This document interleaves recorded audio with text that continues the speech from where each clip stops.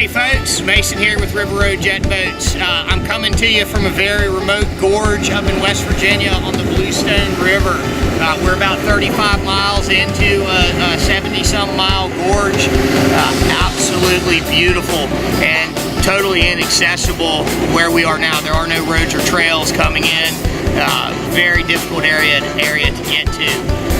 World-class fishing, world-class hunting. For a nature person or an adventure person, this is why we build these boats. Here we are on the East Coast, and we are in as deep as you can get on the East Coast, and we did it in a boat that has changed the game.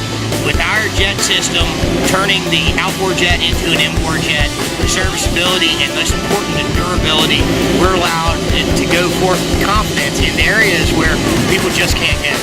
If you guys like what you see, check out our website, give us a call. We'd love to take you on a ride.